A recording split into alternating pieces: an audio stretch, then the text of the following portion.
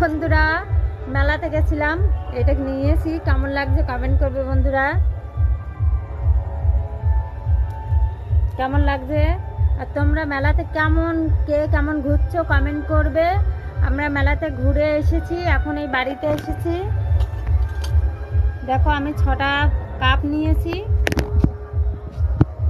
6টা কাপ নিয়েছি, মাথার এটা নিয়েছি আর পাখা নিয়েছি।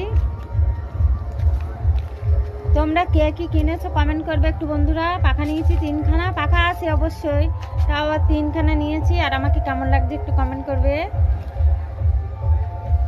আমাকে কেমন লাগছে বন্ধুরা। আরে মাথার এটা কেমন লাগছে।